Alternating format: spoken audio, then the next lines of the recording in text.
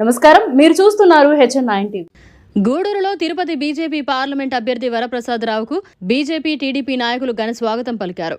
వెలగపల్లి వరప్రసాదరావు వైఎస్ఆర్సీపీకి రాజీనామా చేసి ఢిల్లీలో బీజేపీలో చేరి తిరుపతి ఎంపీ అభ్యర్థిగా ప్రకటన చేసిన తర్వాత తొలిసారి గూడూరుకు రావడంతో బీజేపీ టీడీపీ నాయకులు ఘన స్వాగతం పలికారు. ముందుగా గూడూరు పట్టణంలోని బీజేపీ కార్యాలయానికి చేరుకున్నారు.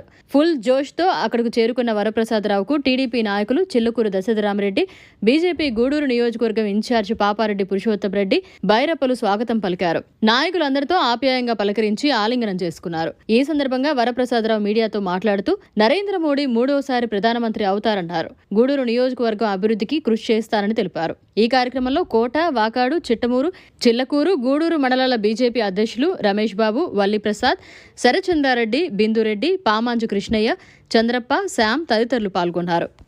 బీజేపీ ప్రతి ఒక్కరు కూడా నేను ఆలస్యంగా వచ్చినందుకు క్షమాపణ తెలియజేస్తున్నాను.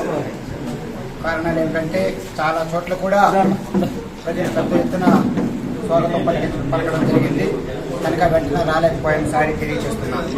ఆ తర్వాత అధ్యక్షులు అన్ని విధాలు కూడా ఇక్కడ బీజేపీకి ఒక సమర్థవంతమైన అభ్యర్థి కావాలనే ఉద్దేశంతో బీజేపీ తిరుపతి జిల్లా అధ్యక్షులు చంద్రప్ప గారు, అలాగే మన గూడూరు సమన్వయకర్తగా ఉండి ఇన్ఛార్జిగా ఉండి చూసుకుంటూ వస్తున్న పురుషోత్తమరెడ్డి గారు అందరూ కలిసి ఒక సమర్థవంతుడైన ఎంపీ అభ్యర్థి మనకు కావాలనే ఉద్దేశంతో నిస్వార్థంగా వారి ఫలానా వ్యక్తి కావాలా, ఆయన ఉంటే బీజేపీకి విజయం వస్తుంది, కేంద్ర ప్రభుత్వం నుంచి నిధులు తీసుకురాగలరు, చివరికి రాష్ట్ర స్థాయిలో కూడా పోలవరం కూడా అలాగే రాజధానికి కూడా నిధులు తీసుకొచ్చే సత్తా ఉన్న వ్యక్తి కావాలనే ఉద్దేశంతో నా విజ్ఞప్తి చేశారు.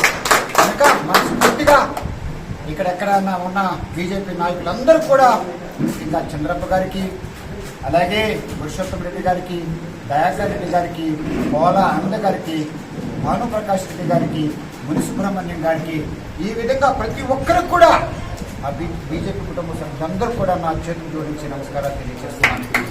అలాగే స్థానిక బీజేపీ నాయకులు ప్రతి ఒక్కరు కూడా నన్ను ఆశీర్వదించండి, దీవించండి, మీలో ఒకరుగా ఉంటా.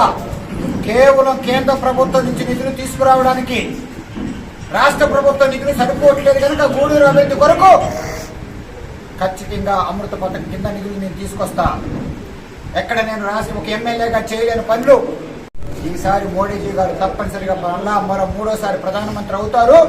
అక్కడి నుంచి నిధులు మన చెరువు శుభ్రత కానివ్వండి, నాయుడు కాలువ శుభ్రత కానివ్వండి, దూడల కాలువ శుభ్రత కానివ్వండి, నా వంతు నేను తీసుకొస్తా. బైపాస్, చిన్నప్పుడు బైపాస్ కూడా నేను తీసుకొస్తానని చెప్పి, అలాగే తీర ప్రాంతాల్లో ఉన్న పులికాట్ ముఖద్వారాలు తెరిపించడానికి మొదటి సంవత్సరమే నేను చేయకపోతే మీరు నిలదీసి అడగండి అని చెప్పి గూడూరు ప్రజలకు, గూడూరు నియోజకవర్గ ప్రజలకు, తీర ప్రాంతంలో ఉన్న మండలాలందరికీ కూడా నేను సవాలుగా విసురుతున్నానని చెప్పి తెలియజేస్తున్నాను. మొబైల్ టవర్స్ కూడా తీసుకొస్తా, అలాగే సాగరమాల రోడ్లు పూర్తి చేస్తా, చెన్నై ఇండస్ట్రీ బెంగళూరు పనులు పూర్తి చేయిస్తా. ఆ తర్వాత మోమిడిలో ఉన్న కాలువలు వరగాల్లో ఉన్నది ఏమవుతుందంటే కండలేరు క్రీక్ దగ్గర నుంచి వచ్చేసేసి ఆ సముద్రం పోసేస్తుంది. అది తప్పనిసరిగా మనం ఆఫ్ చేయించాల్సిన బాధ్యత. అది ఏ రోజుకైనా కూడా కేంద్ర ప్రభుత్వం అది కూడా అభివృద్ధి దృష్టిలో పెట్టుకున్న మోడీ గారు. మరిన్ని అప్డేట్స్ కోసం మన HN9 టీవీ ఛానల్ ని సబ్స్క్రైబ్ చేసుకోండి.